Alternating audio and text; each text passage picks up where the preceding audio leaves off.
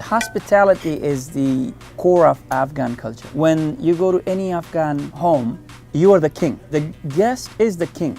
You make the rules. Omar, a former U.S. military recruiter from Afghanistan, moved to the U.S. 20 years ago. He decided to open up Houston's first Afghani restaurant in 2012, bringing the flavors of the Middle East right to Texas.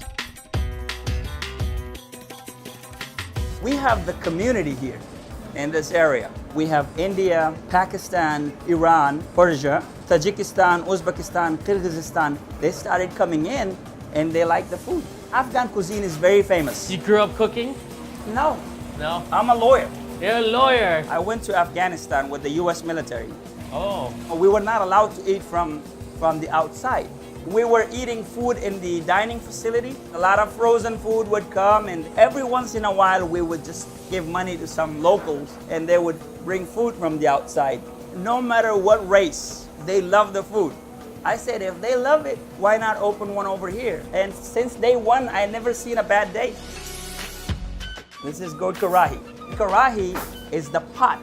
Any meat that you put inside, to cook it inside a karahi, they call it karahi. If it is chicken, it's chicken karahi.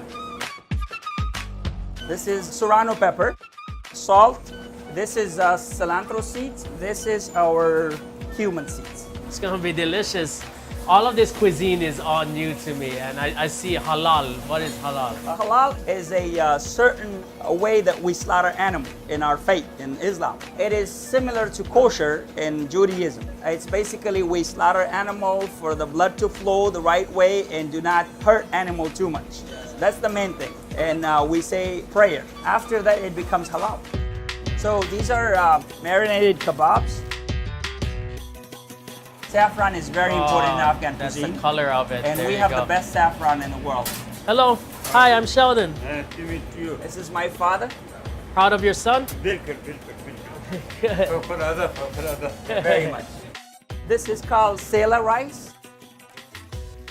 Cumin seeds and the lamb broth that we put in there. So we basically pour this in.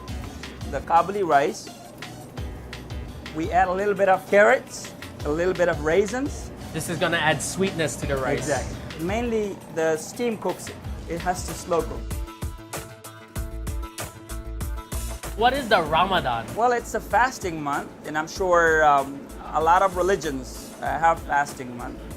Ours is the toughest one. We're not allowed to drink water from sun rise to sun down. We are not allowed to eat or drink. It's an exercise. It basically teaches us to care for poor. If you don't have food, this is how you feel. So what do you think about the guy who's sitting across the street from you with no food? So you just care for them and you give them. Do you get plumped up before then? Yeah, Do we you have eat? to eat a little more. What we do is basically with our fingers try to smoothen it up. We make holes in it for the bread not to just pop. We pick it up like this, put a little water to it so it sticks. And it just sticks right on top Right. like that. And Okay, start. I'm gonna try myself one. And then I take it from here. Save your arms, okay? If you hit Yeah. this place, I'm this gonna is get like a hell. scar for life. Yes. All right. Go up. Good job. Good job. You did it. Oh. And that's why I cook Filipino food. We'll leave the cooking up to the professionals over here.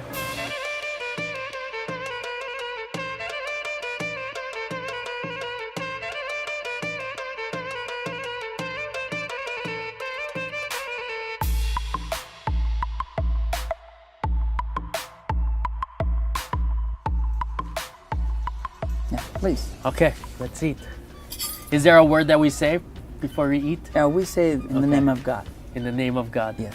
We prepared rice. It's called Kabuli rice, and on top of it is kebab, a famous expression from the neighbors that Afghans will eat meat 3 times a day, breakfast, lunch, and dinner, and that's true. The next one is the goat karai.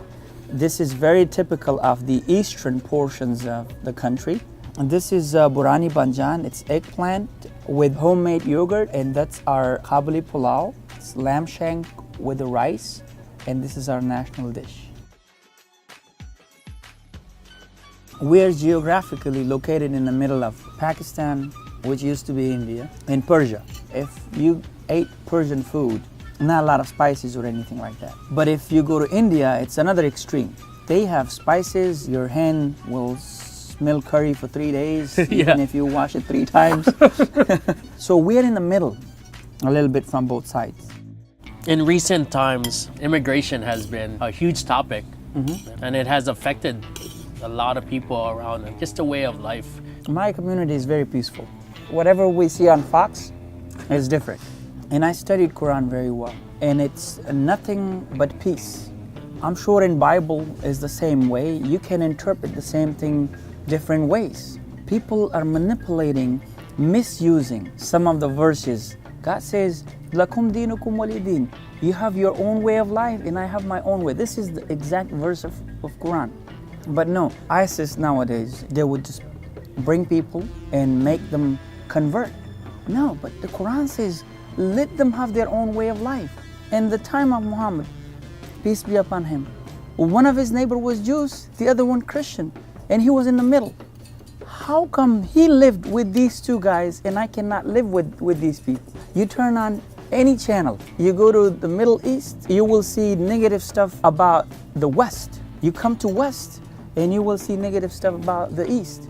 That's the manipulation in the religion, and it's just political, I think.